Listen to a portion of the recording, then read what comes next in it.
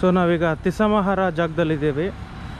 So ಇಲ್ಲಿ neem Vilas hotel and restaurant ಅಂತ ನಾವು ಉಳ್ಕೊಂಡಿರೋ ಜಾಗ ತುಂಬ ಚೆನ್ನಾಗಿದೆ. ಸೊ ಇಲ್ಲಿ ಆಪ್ಷನ್ಸ್ ಕೂಡ ಕೊಡ್ತಾರೆ, ರೂಮ್ ಆರ್ ಕಾಟೇಜ್ ನಾವು ಚೂಸ್ ಮಾಡ್ಕೋಬೋದು. ತುಂಬ ಚೆನ್ನಾಗಿದೆ. ಸೊ ಬೆಳಗ್ಗೆ ನಾನು ಚಿತ್ರಾನ್ನ ಮಾಡೋಕ್ಕೆ ಹೇಳಿದೆ, ಇವರು ಚಿತ್ರಾನ್ನ ಮಾಡಿದ್ದಾರೆ ನೋಡಿ. ಅದು ಹೀಗಿದೆ, ಬೇರೆ ಥರ ಚೆನ್ನಾಗಿದೆ, ಡಿಫ್ರೆಂಟ್ ಟೇಸ್ಟ್ ಇದೆ. ಸೊ ಇದು ನಾವು ಉಳ್ಕೊಂಡಿರೋ ರೆಸಾರ್ಟ್ ಕಿಚನ್. ಸೊ ಎಲ್ಲ ನೀಟಾಗಿ ಮೇಂಟೈನ್ ಮಾಡಿದ್ದಾರೆ, ತುಂಬ ಹೈಜಿನಿಕ್ ಆಗಿದೆ ಅಂತ ಇವ್ರು ಹೇಳ್ತಿದ್ದಾರೆ. ನೀವು ನೆಕ್ಸ್ಟ್ ಟೈಮ್ ಏನಾದರೂ ಶ್ರೀಲಂಕಾಗೆ ವಿಸಿಟ್ ಮಾಡಿದಾಗ ಈ ಪ್ಲೇಸಿಗೆ ಏನಾದರೂ ವಿಸಿಟ್ ಮಾಡಿದ್ರೆ ಯು ಕ್ಯಾನ್ ಸ್ಟೇ ಹಿಯರ್. ಆರಾಮ್ಸೆ ನಿಮಗೆ ಒಳ್ಳೆ ವ್ಯೂ ಇದೆ ಆ್ಯಂಡ್ ರಿಲ್ಯಾಕ್ಸಿಂಗ್. ನಾರ್ಮಲಿ ಹೋಟೆಲ್ಸಲ್ಲೆಲ್ಲ ನೀವು ಉಳ್ಕೊಳ್ತಾ ಇರ್ತೀರಾ, ಅದೆಲ್ಲ ನಿಮಗೆ ಬೇರೆ ಥರನೇ ಫೀಲ್ ಆಗುತ್ತೆ. ಬಟ್ ಇಲ್ಲಿ ನಿಮಗೆ ನೇಚರ್ ಜೊತೆಗೆ ಇರೋದು ತುಂಬ ಒಂಥರ ಡಿಫ್ರೆಂಟ್ ಫೀಲ್ ಕೊಡುತ್ತೆ. ಕಾಟೇಜಸ್ ಇದೆ, ರೂಮ್ಸ್ ಇದೆ, ನಿಮ್ಗೆ ಯಾವ್ದು ಬೇಕೋ ಅದು ಆಪ್ಷನ್ ಇದೆ, ಚೂಸ್ ಮಾಡ್ಕೋಬೋದು. ವೆರಿ ಬಿಗ್ ಲಾನ್ ಇದೆ, ಚೆನ್ನಾಗಿದೆ. ಇದೊಂಥರ ಡಿಫ್ರೆಂಟ್ ಎಕ್ಸ್ಪೀರಿಯನ್ಸ್ ಆಗುತ್ತೆ.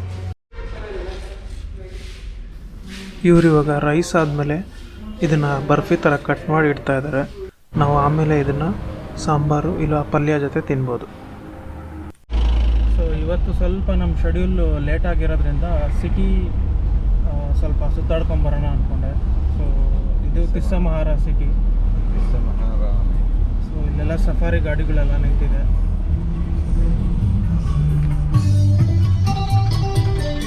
ಇವಾಗ ನಾವು ನಮ್ಮ ರೆಸಾರ್ಟಿಂದ ತಿಸ್ಸಾಮಹಾರಾಮ್ಯ ಅನ್ನೋ ಜಾಗದಲ್ಲಿ ತಿಸ್ಸಾಮಹಾರಾಮ್ಯ ಟೆಂಪಲ್ ಬಂದಿದ್ದೀವಿ.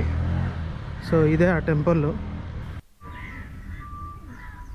ಈ ಜಾಗಕ್ಕೆ ಬುದ್ಧ ಬಂದಾಗ ಅವರು 500 ಜನ ಶಿಷ್ಯಂದ್ರ ಜೊತೆ ಮೆಡಿಟೇಷನ್ ಮಾಡಿ ಟೈಮ್ ಕಳೆದಂತಹ ಜಾಗ. ಸೊ ಹಾಗಾಗಿ ಇದು ಬುದ್ಧಿಸ್ಟ್ಗಳಿಗೆ ಪುಣ್ಯಕ್ಷೇತ್ರ ಥರ. ನಮಗೂ ಕೂಡ ಸ್ವಲ್ಪ ಪುಣ್ಯ ಬರಲಿ ಅಂತ ಇಲ್ಲಿ ಬಂದಿದ್ದೀವಿ ನಾವು. ಸೊ ಇಲ್ಲಿಂದ ನಾವು ಎಲಿಫೆಂಟ್ ಫೀಡಿಂಗ್ ಜಾಗ ಹೋಗ್ತಾ ಇದ್ದೀರಾ. ಅದು ಇಲ್ಲಿಂದ ಒಂದು 2-3 ಅವರ್ ಆಗುತ್ತೆ ಅಂತ ಹೇಳಿದ್ದಾರೆ. ಇಲ್ಲಿಂದ 20 ಕಿಲೋಮೀಟರ್ಸ್ ಉಡುವಲವೆ ನ್ಯಾಷನಲ್ ಪಾರ್ಕ್.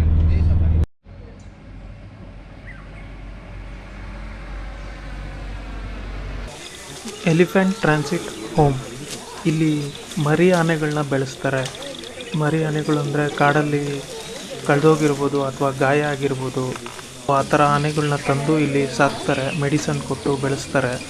ಎಲ್ಲಿವರೆಗೂ ಅಂದರೆ ಅದು ತನ್ನಷ್ಟಕ್ಕೆ ತಾನೇ ಕಾಡಲ್ಲಿ ಹೋಗಿ ಬದುಕ್ಬೋದು, ಅಲ್ಲಿವರೆಗೂ ಇದನ್ನು ಬೆಳೆಸಿ ಮತ್ತೆ ಕಾಡಿಗೆ ತೊಗೊಂಡೋಗಿ ಬಿಡ್ತಾರೆ.